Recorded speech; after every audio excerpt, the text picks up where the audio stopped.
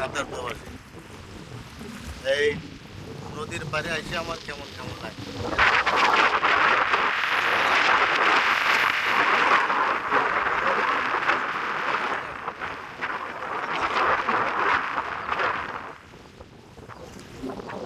দেখেন অসংখ্য মানুষ এখানে মাছ ধরতেছে, দেখছেন?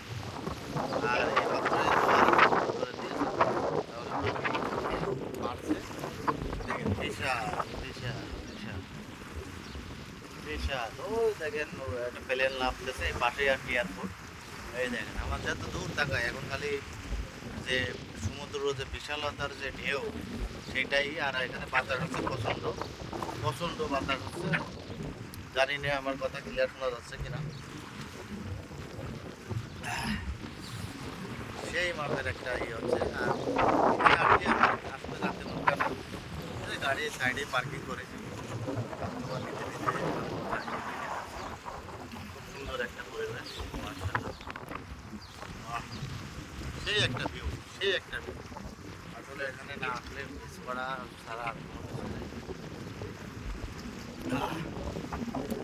এই সমুদ্রের পাড়ে এসে দেখছেন বাতাসে একদম সুন্দর। আর সেই রকম ওয়েদার এখন কাতারে। ঠিক আছে, বাংলাদেশে তো এখন বলে 40-এর উপরে চলছে, আর এখানে এখনো 40 পার হয়নি।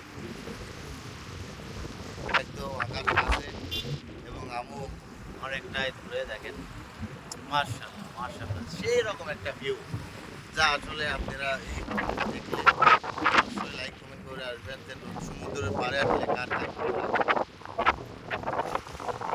আর সাথে তো কফি আছেই, নিলাম এখানে 2 রিয়াল দিয়ে কফি নিলাম।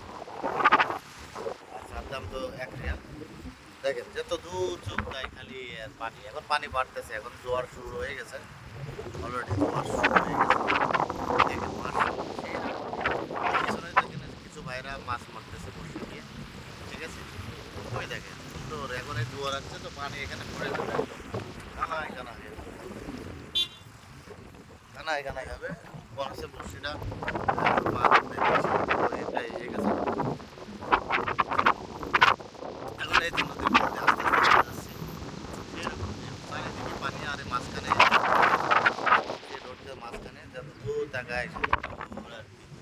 দেখেন দেখেন মাশাআল্লাহ। এখানে বিকেলের টাইম এখন 4টার পরে। এখানে অন্যরকম একটা ফিলিংস, যেটা আসলে না বললেই নয়। সমুদ্রের পাড়ে বিশাল একটা ভিউ।